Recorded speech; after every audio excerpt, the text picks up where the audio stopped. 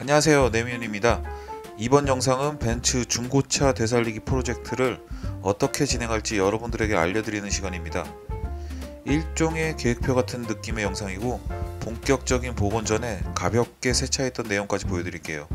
중고차 구입해서 새 차처럼 만들어서 타고 싶은 분들은 제 채널 구독해서 지속적으로 올라오는 이번 콘텐츠를 참고하시면 좋을 것 같습니다. 우선 이 차는 2013년식이고요. E클래스 다들 아실 거예요. 엔진은 V6인데 그렇게 제가 개인적으로 좋아하는 엔진은 아닌 것 같고요. 색깔은 실버라 디테일링이나 관리하긴 편해요. 지금 영상에서 보이고 있지만 굉장히 스크래치도 없고 깨끗해 보이지만 자세히 이따가 들여다볼 건데요. 소울마크나 스크래치가 엄청나요. 그래서 이번 프로젝트에서는 폴리싱 전에 수많은 전처리 과정도 자세히 보여드릴 거고요. 그리고 폴리싱도 어떻게 하는지 보여드릴 거예요. 그래서 실외에도 그렇게 모든 것을 컨트롤 하고요. 실내 부분 같은 경우에도 여러가지 케미컬을 사용해서 어떻게 복원하는지 어떻게 클리닝 하는지 보여드릴 거예요. 그럼 부위별로 어떻게 복원을 할지 제가 어떤 생각을 가지고 디테일링을 할지 알려드리겠습니다. 차량 외부 같은 경우에는 아까 폴리싱 한다고 말씀드렸는데요. 지금 화면에서 보시면 거미줄 같이 엄청나게 스월마크가 많아요. 그리고 제가 이 차량을 조금 만져봤을 때 표면이 약간 거칠었어요. 즉 고착된 오염물들이 좀 있다는 얘긴데, 폴리싱 전에 그런 고착된 오염물들을 클레이 미트 같은 걸 사용해서 제거를 할 거예요. 클레이 미트 사용하는 법도 자세히 알려드릴 거고요. 폴리싱 같은 경우에는 저희 채널 주연 배우들이 조금 도와주면 하루 만에 끝낼 수 있을 것 같은데 혼자서 하면 체력이 안 돼서 아마 며칠에 나눠서 할 것 같기도 합니다. 폴리싱 같은 경우에는 개인적으로는 약간 변화무쌍하게 하는 걸 좋아해요. 이 차에는 이 패드만 사용해야지, 이 차에는 이 컴파운더만 사용해야지, 그런 고정관념을 깨고 다양한 제품을 적용해서 조합을 찾는 재미가 폴리싱의 재미라고 생각하거든요. 약간은 아마추어 선에서 넘어서는 단계이긴 하지만 어떤 폴리싱 패드를 어떻게 활용하는지, 그리고 그 폴리싱 패드에는 어떤 연마력의 컴파운더를 사용하는지 자세하게 알려드릴게요. 사실 이런 은색 차량 같은 경우에는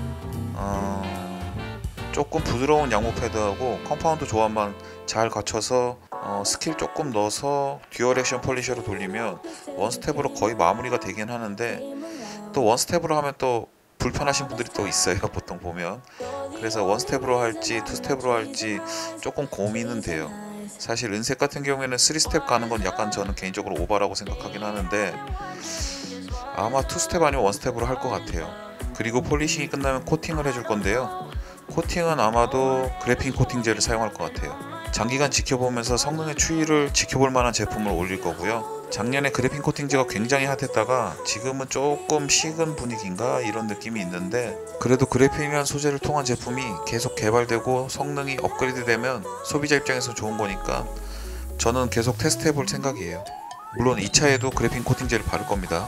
외부 폴리싱으로 스월마크를 다 잡았으면 다음에는 유막 제거하고 유리 발수 코팅을 할 거예요. 지금 유리의 유막은 엄청난 것 같아요. 발수도 거의 없고요.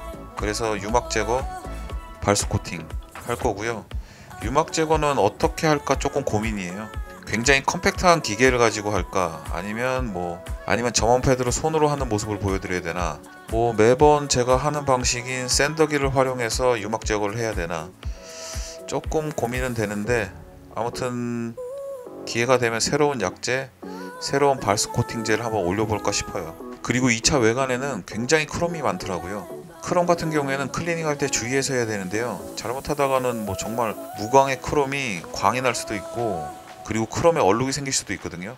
그래서 클리너 선택하고 사용하는데도 굉장히 지금 고민이 돼요. 그리고 거기에 연식이 오래된 차량이다 보니까 워터스팟 같은 경우에 잘 제거가 안 되다 보면 점점 더 강한 클리너를 사용하게 되고, 그럼 분명히 부담이 갈 건데 요걸 어떻게 정복해야 될지 조금 고민이긴 한데, 요번 디테일링에서 굉장히 주의해서 접근해야 될 부위라고 저는 생각하고 있어요.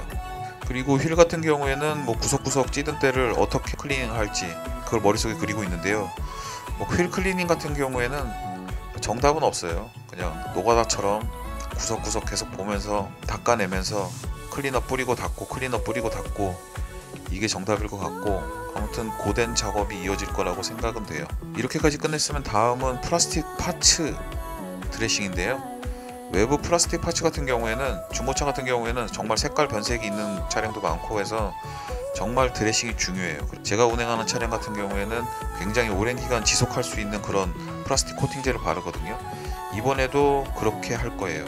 이 플라스틱 파츠 코팅을 할 때는 엔진룸에 있는 플라스틱 파츠도 코팅해주면 좋거든요. 엔진룸 한번 볼까요?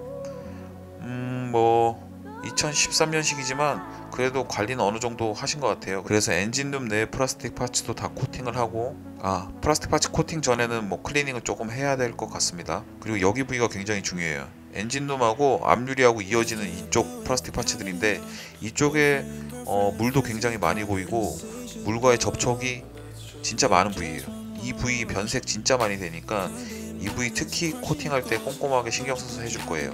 여러분들도 중고차 사시면 이쪽 부위는 정말 신경 써서 코팅해 줘야 돼요. 그리고 실내로 한번 들어가 보면, 실내는 어떻게 할 거냐면, 가죽 시트 같은 경우에는 제품은 정했어요. 레더큐를 분명히 사용해야 될 것 같아요.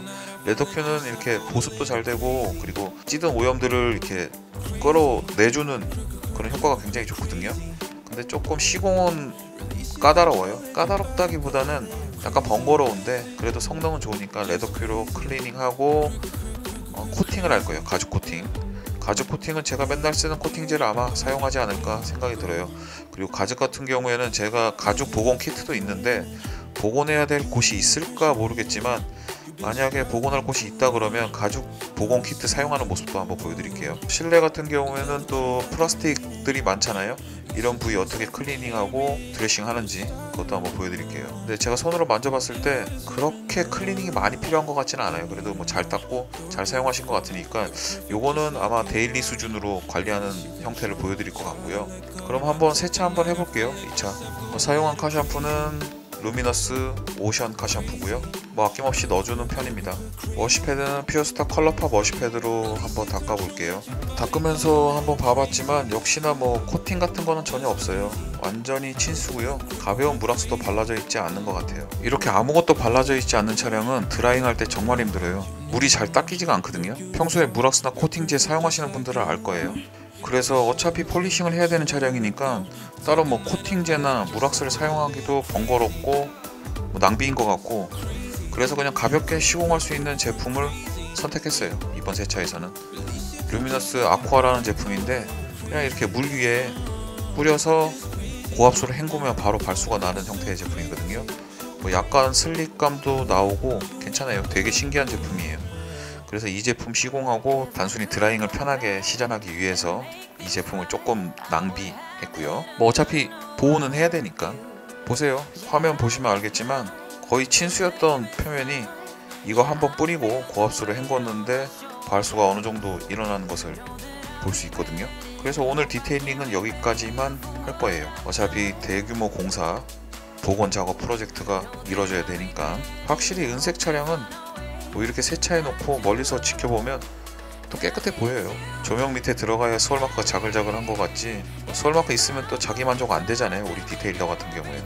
조만간 가장 먼저 올라올 콘텐츠는 아마도 폴리싱이 아닐까 생각이 들어요. 그럼 지속적으로 올려드리는 콘텐츠 기대해 주시고요. 다음에도 좋은 영상으로 찾아뵙겠습니다.